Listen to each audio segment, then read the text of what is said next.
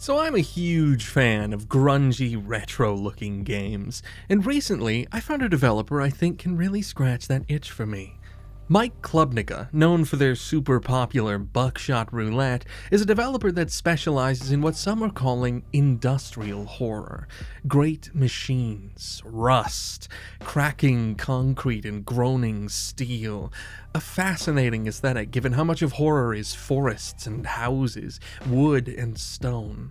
After doing some digging, I found that this developer has quite the catalog, beyond simply some scary scraps, and my OCD said it's time to do that thing that I do. Well, you've heard this enough by now, but I'm here with my reliable mailroom attendant coasterometer to tell you all about some awesome games by a really cool creator. Unfortunately, I couldn't get this first game to run smoothly.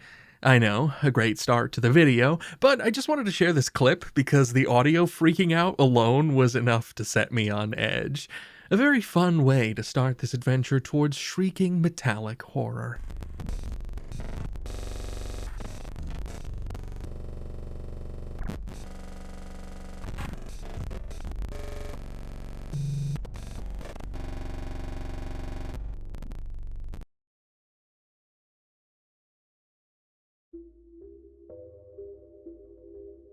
Maybe it's the menial labor that reminds me too much of my years and years of working shit jobs.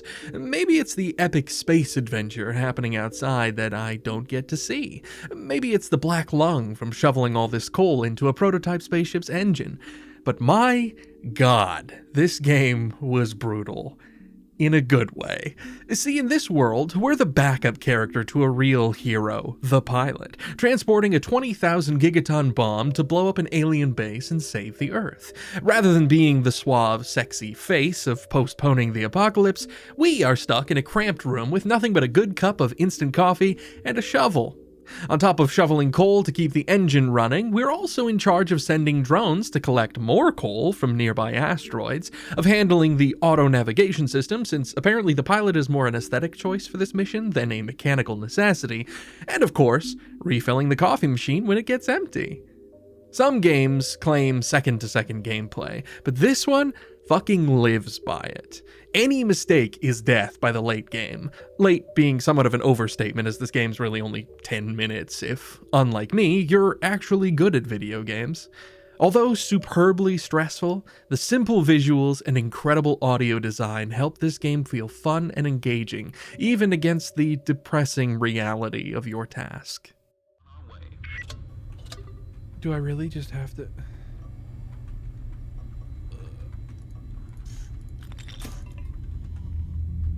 Did the shovel break? Or did the shovel fucking... Did the shovel fucking break? Are you actually kidding me? Are you actually kidding? Can you fuck off? You remember how in high school, when you were trying to get to class, and there was always that wall of kids that walked together, side by side, like some sort of strange migratory pattern, and the cross-traffic of students heading the other direction meant you couldn't get around them, so you had to just follow close behind to maybe urge them to move faster to get away from the weird kid, and then one of them drops something, so they all stop in unison and you don't have time to brake, so you walk right into them, and they all fall on top of you and your 20,000 gigaton bomb goes off? No, just me. Well, that's what this game feels like.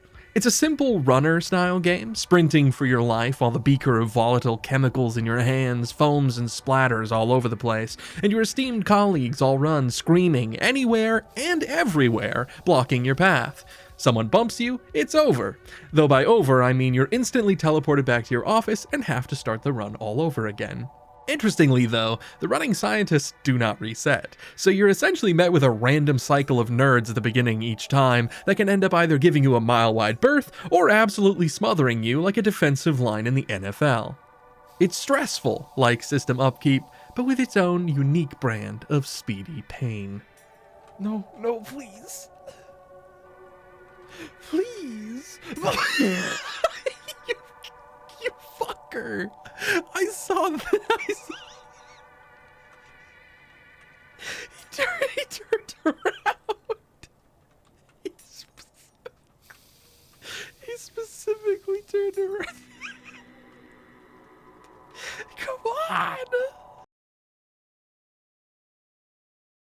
A mysterious cave.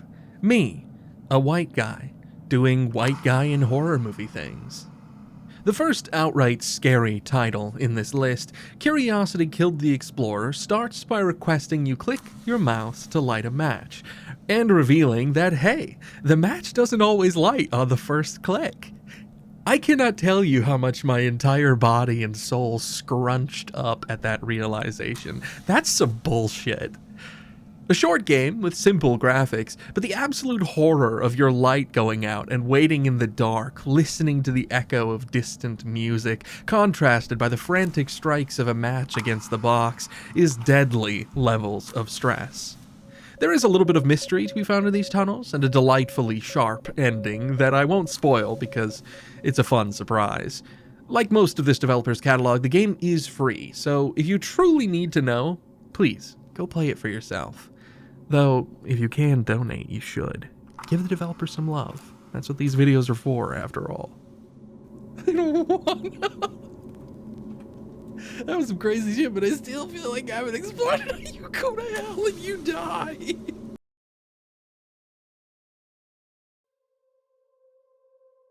You know, it's been a while since I've played a game that made me sit and just listen.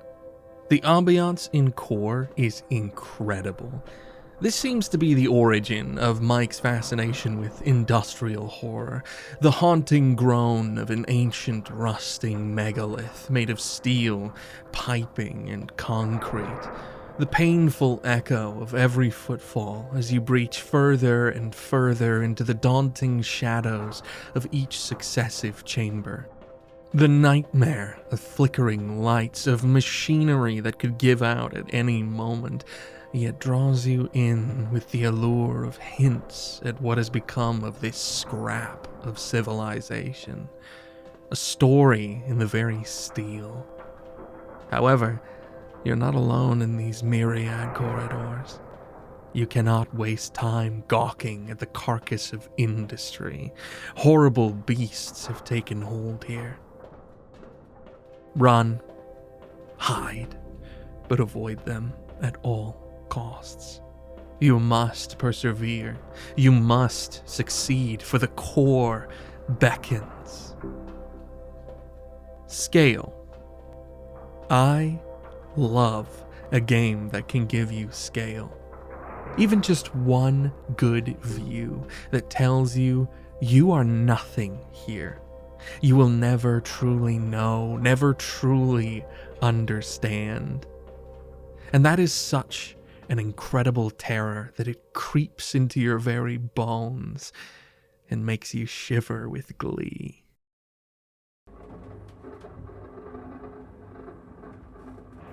Oh, the sound.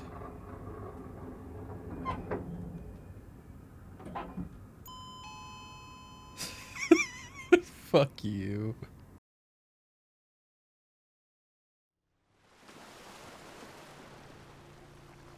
Moving away from the horror of metal and machine for a bit, we find ourselves in a different kind of horror. That of social pressures, of dangerous bravery, and of accidents. There's something to me that's so scary about accidents. About deaths that have no real reason, no recourse. Sometimes things just happen. Some friends out for a fun night, and one of them never makes it home. It wasn't anyone's fault. It was just bad timing, the current, the cold. I know I'm reading way too much into this short and extremely simple game, but it reminds me of something very specific, and I really wanted to get it out of my head. Spoiler alert for the game Firewatch. In Firewatch, there's this whole mystery you uncover about a father and son who go to this forest park for a little adventure, and the son ends up falling into a cave.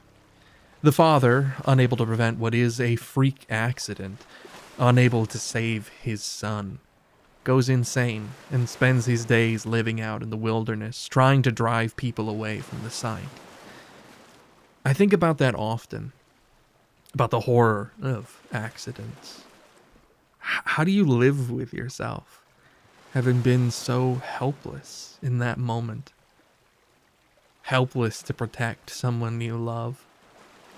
How do you cope when you're shown how little you can do when things just happen?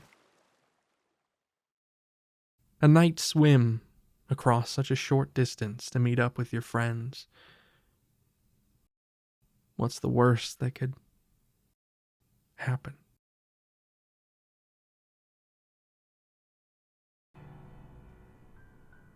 A collaborative project between Mike and some fellow indie devs, Ken Rampage and Selectricity Games, acting as a team called Point Vertex. This collective also worked on the first game in this video, Bioblaster, that I unfortunately couldn't get to run very cleanly. However, this game has plenty of quality to show off that I think makes clear their talents. An escape room relying solely upon an old film projector for clues, a collection of public domain footage slipping from one video to the next, a lecture on inequality, a children's song led by a clown, a PSA about smoking, the sound of the worn-out audio clashing with the storm outside. It all builds this lovely, discomforting atmosphere you're forced to sit in while you work through the videos for hints to each new task. The puzzles are fairly simple, but they're fun, leading from one to another quite well, with only minor necessary controls, but a nice variety to each activity. The game also lacks any jump scares, instead relying solely on this ambiance to build an unsettling yet entertaining experience. It's also really nice being able to pause the projector at any time, so that dummies like me can keep an eye on hints it only took us multiple watches through to notice.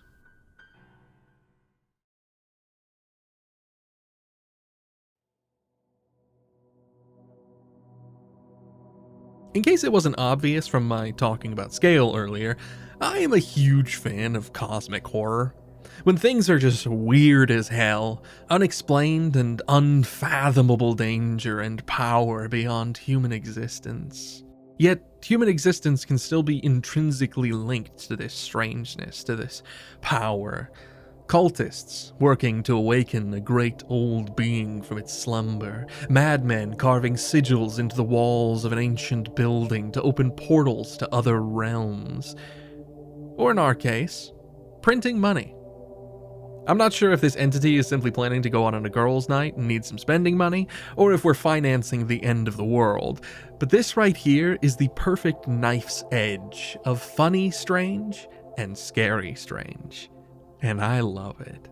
The unsettling nature of being watched by myriad shadowed faces, the disturbing threat of a time limit, but with no obvious punishment, leaving you to imagine in that darkness what could be waiting beyond. The nerve-wracking reality of making money for someone else, someone bigger than you, that you'll never probably even meet, who doesn't need the money, but they want to buy a bigger Lamborghini. Oh my god, the entity's capitalism, isn't it? Shit. But in all seriousness, this game was a really fun step from the comic time management of system upkeep to dipping our toes into a real, frantic kind of terror.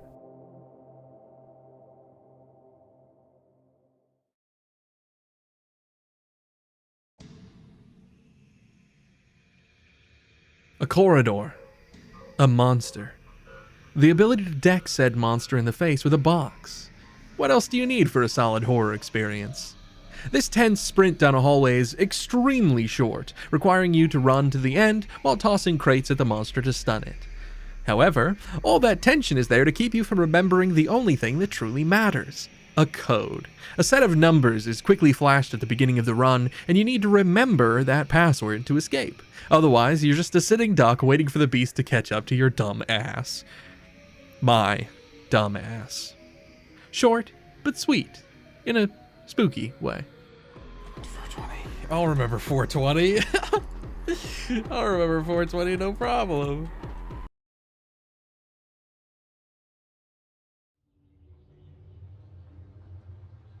I have OCD, and some of the delusions that I get because of it heavily involve reality and the realness thereof. The idea of hidden cameras, of being watched. Ugh. The idea of my life not being what I thought. Horrifying. The idea of losing time, of losing myself, my personality or personhood as I see it and experience it, is nightmarish. Infineural is a fictional company working to produce some sort of vessel that will allow people to live on beyond their physical form, beyond the limits of their frail flesh. In order to test the functionality of their idea, however, they need hapless test subjects to experiment on. You're invited to drink some coffee laced with anesthetic and forget a test of time itself.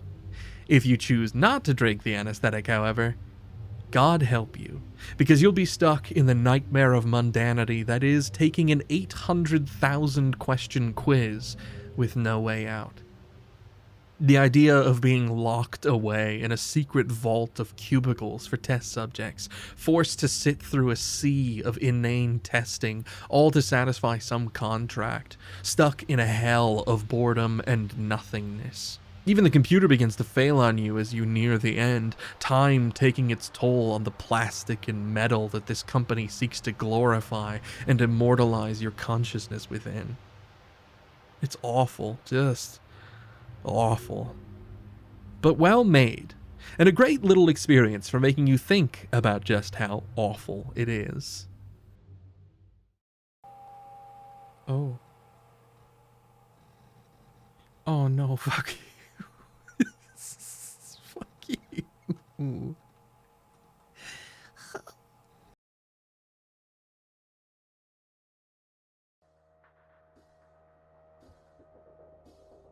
So an unfortunate reality of my condition is that I cannot help but organize things. I want to experience things fully and in order. Music, movies, TV, video games, I need everything and always. Well, it turns out that this game is a part of a larger collection, a collection of games from various different developers. And this is merely one of four collections in this one style, in this one category, in this one corner of the internet. I cannot fathom how to explain to you how hard it is to have only played this one game from the collection rather than play them all, but that's a bit of a stretch, even for me right now. But no, no, those games will not escape me forever. I will return. Anyways, Yuletide Machine. Who knew that Christmas couldn't escape this industrial horror style? You are one of Santa's elves, and Santa needs fuel for the sleigh. His sleigh, you ask? Doesn't his sleigh use reindeer? It's 2038! Santa's sleigh uses a Mark V rotary engine, not some feeble animals. Machines, children, machines are the future, even for Christmas. Coal, candy canes, steel, and kerosene. Fuel for the fire that is the spirit of the holidays. And you better get that fuel ready, because Santa is coming. There's something this creator does really well, and that's locking you in a really, really small room with weird, fucked up machines and telling you, figure it out or else you're gonna die. It's a really effective formula, and one that I'm learning, or maybe being forced to, enjoy. Another short but lovely experience for the holiday season just passed.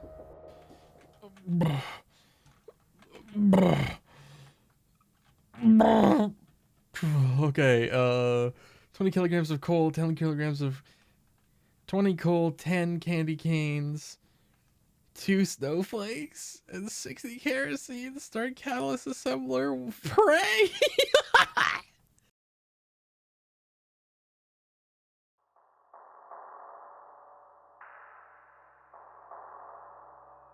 Unsorted VHS is another fascinating collection of little experiences, but this collection, a whole game in and of itself. You're able to jump in and out of a set of VHS tapes at will, scouring each of the recordings in a fantastically uncomfortable found footage style, each of the tapes holding a clue towards a central mystery. The controls and gameplay are very simple, most of the time being spent exploring the environment rather than any deep mechanics, but this aids so much in the game's clear goal of letting you just sink into the setting, letting you take in each bizarre recording. It's such a cool way to handle a set of varied levels, but keeping them meaningfully attached to one another through this cryptic meta-narrative. Also, for the millionth time, I'm such a dumb little fanboy for VHS, retro, analog horror, fucking... I love this stuff. It's so cool. It hits so many buttons, and I'm all here for it.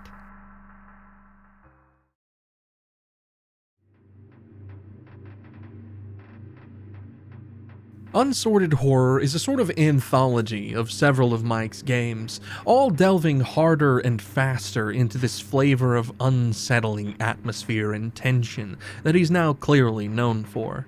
The collection is housed in a really slick and well-produced launcher that treats each game as one in a set of CDs, smoothly popping them out one by one from their cases to insert into your disc player. On top of the slick visuals and interactive menu, there's this grungy as fuck electronic music to keep you at the edge of your seat and sanity in preparation for each new title. A very fun design for another layer of cool but unsettling aesthetics.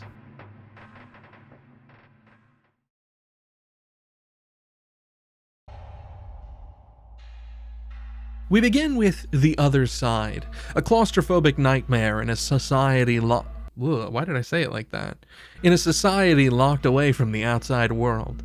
An explosion beyond this great cage has revealed a beautiful life beyond, the possibility of freedom and truth. All you need do is maintain this drill you've built, fix its various parts without any instruction but intuition, and you will escape. Escape the clutches of this oppression. There's something Mike must love about stressing the hell out of me. This is the third game now with a time constraint above a series of ridiculous and complicated mechanical tasks, one thing after another and always against the clock. It all culminates in a twist ending that, though not overly original, is still very fun and earned, given the acute insanity thrust upon you beforehand.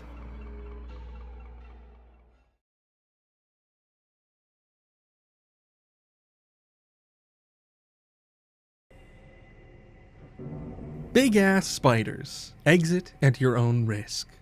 The way that warning couldn't have come earlier, or perhaps before I even joined this job. As a probably hourly crane operator, I've been hired to extract samples of something from a nest of giant spiders. It's a very short experience, requiring you mostly just press large buttons on a console to control a crane, but a well-timed build-up of just the right amount of tension before the jump scares kick in makes for a very good time. Also, I love you, Konstantin, regardless of what I may have said in a moment of weakness. Will not be happy about this. So just go down there and put the sample into the case yourself. Don't worry about the thing, comrade. Most of the creatures that came out of that nest are harmless. Hey, go fuck yourself, Konstantin. Standing by. Are you...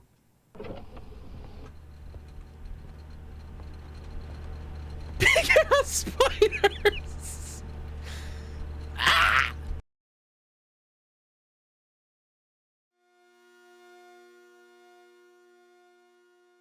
Oh dear sweet mother of God, what a stress this one was. Another title with multiple layers of mechanics to freak you out and keep you busy running from one corner to the next. You're hired to assist with research in a derelict facility reminiscent of a nightmare version of the Black Mesa compound from Half-Life, intro trolley and all.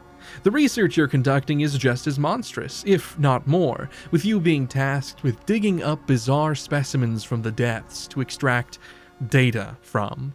Before extraction from each specimen, however, you must collect information about its weight and designation subclass, so as to correctly formulate an anesthetic to put the creature to sleep so as to prevent a breach. My God, having a thing you barely see shrieking and clawing at the inside of a rusted metal cage right beside you while you try to properly read an old computer monitor and flip through floppy disks and strange devices for the proper setup is debilitating, and I loved every second of it. There's also a couple endings in response to a choice you can make during your very educational stay in this wonderful place, so if you decide to give this one a go, keep your eyes open for little hints. Genuinely a fantastic step down further and further into this rusty mechanical hell we find ourselves in.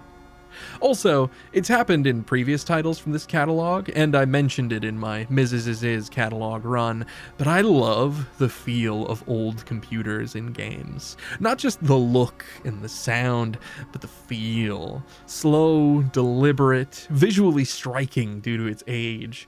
There's something so strangely satisfying about a mechanical keyboard clacking away, the sharp clicks of the mouse, simple interfaces. It's so fun.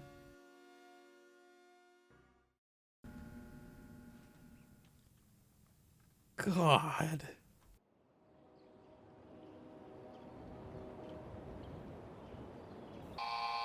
Oh, oh, oh, I hate this one already.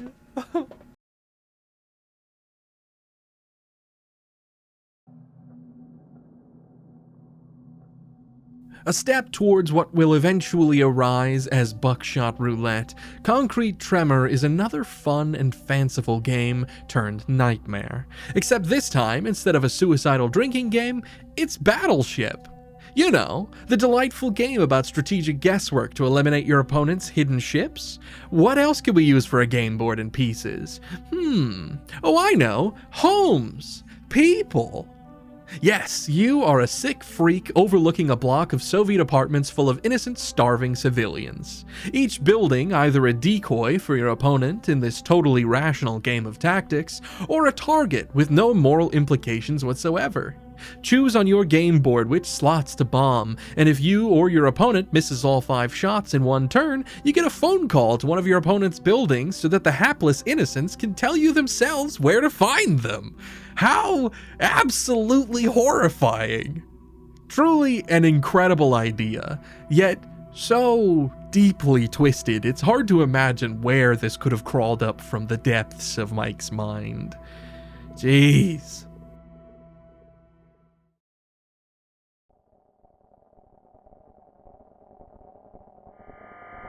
Our final title in the Unsorted Horror CD collection, The Tartarus Engine, is another short but delicious delve into a nightmare story. A group of thieves break into an immense facility to access the Tartarus Engine, a device capable of transplanting your consciousness into a realm of indefinite torture and misery. However, these idiots are sure they can hack the great machine and set a program that will give them an infinity all to their own to do as they please and experience what they want. Oh, what's that? The code for this hack job isn't your own? You just fucking found it, you asshole? This one reminds me heavily of something from Soma by Frictional Games. Spoilers for Soma. Skip to this time code if you haven't played it or watched it somehow yet. The idea of the Ark, this digital haven to hold a copy of everyone's consciousnesses so they can live on in a fabricated heaven until the eventual destruction of the device or some salvation to the world's ills that have driven people into this simulated hiding place. The thought of that simulation going haywire, quickly becoming an infinite hell that everyone is locked inside of with no escape. Oh yeah. That's some good shit right there.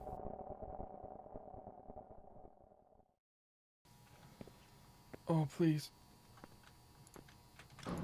Let me out. Let me out.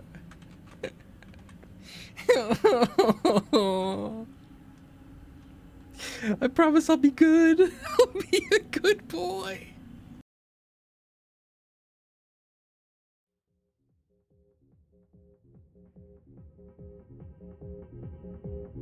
And finally, we reach our destination. A game now seen by millions of people and the centerfold of this developer's catalog. Buckshot Roulette. A magnificent culmination of various ideas and themes throughout this incredible list of games. The strange disregard for human life, the bizarre machinery, the excess rust, and the overall decrepit nature of your surroundings, the grungy as fuck electronic music that carries you through every step of the way. Buckshot Roulette is a delightful, if still monumentally stressful game. You and a mysterious dealer are pitted against one another in a battle of both guesswork and cold, calculated planning. Taking turns, you each get a chance to fire the gun, either at yourself or your opponent. You know how Russian roulette works by now, and if you don't, well, go watch a movie or something. I don't know if you're old enough to be watching this video. Alongside the eponymous buckshot spraying from the 12-gauge shotgun placed between the two of you, you have access to a variety of items to help you weasel your way out of shooting blanks at them or taking a hail of steel balls into your own face. Beer, which racks the gun, giving you a hint as to what else is left, or ending a round if it was the last shell. A magnifying glass that allows you to see what's currently chambered, obviously a useful bit of knowledge. A pair of handcuffs that skips the opponent's next turn. Cigarettes, which give you a single point of health back, keeping you just a bit closer to actually winning this thing. And my personal favorite, the saw, which allows you to shorten the barrel of the gun, causing it to do double damage. A lovely trick when you need to get an edge on him, and an absolutely devastating humiliation when you fire a blank with it. It's so cool to see all the work that's clearly been put into this game, from the disturbing visuals to the strange music, to little details like how when you get shot, it blacks out the immediately as you get hit, which makes losing a round feel so much more impactful. Seriously, this game was so cool to see clips of, but sitting down and actually facing that grinning bastard was a whole other feeling. Definitely recommend if you're looking for the grungiest duel since Resident Evil 7's Blackjack game. It was Blackjack, right? Yeah, it was Blackjack. 3-3.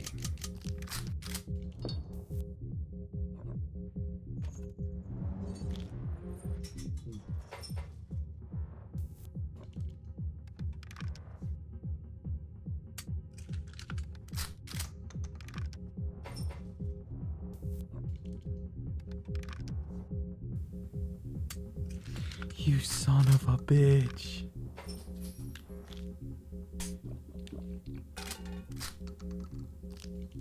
Still a chance.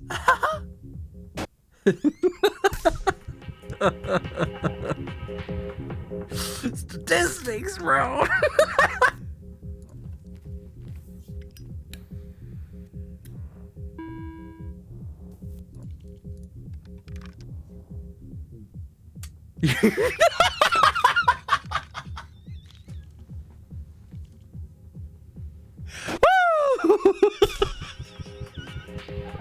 Statistics, bro. Oh.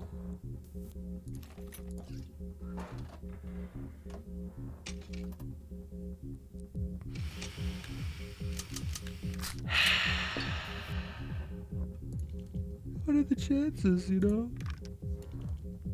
33%. Fucking Christ.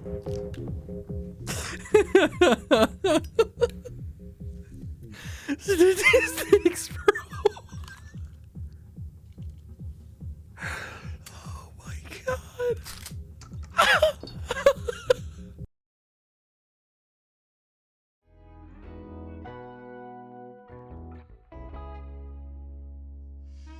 I've now played through 3 separate developers' entire catalogs, and I have to say, there's this really cool thing I get to experience along the way. With every successive title, you see them try new things, find details, mechanics, or aesthetic choices in their earlier titles that really hit for them. And then, slowly watch as they refine and refine until it all culminates in these incredible crafted experiences. It's like those weird tube apparatuses in a lab where you watch the little blob of essence and chemistry flow along from beaker to beaker, being heated and cooled and warped until boop, you have this perfected formula. I love getting to play through chapters of someone's creativity and art, chapters of their thoughts and interests and dreams. It's just so cool, and fuck anyone that says games as a medium are not art. Thank you so much, Mike, for creating these fascinating experiences and for sharing them with the world.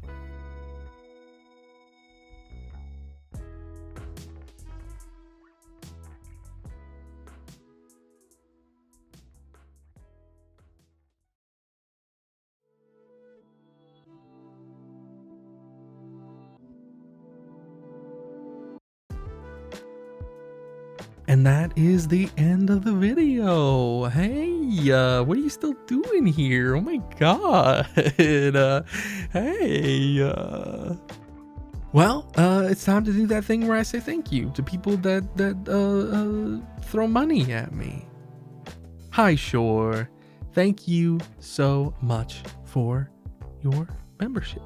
I appreciate you. I pick on you a lot, but that's because we're friends, and that's what friends do, right? I mean that's what they do, right? Artemis, thank you so much. I say this every time now because I'm a broken record and a broken man. But it's really fucking cool that there's people out there that are like, hey, the things that you do because you like to do them, other people like that you do them. So here is some dollars. Go do more of that. It's really cool. And I appreciate you people a lot. I mean, I appreciate everybody who watches my videos at all, because that's cool. But you know? That's the only way that I can express my emotions about that. Very mature and psychologically well-developed person that I am. But thank you all so much for watching. I hope you have a wonderful rest of your day and or night. And we'll see you next time. Bye.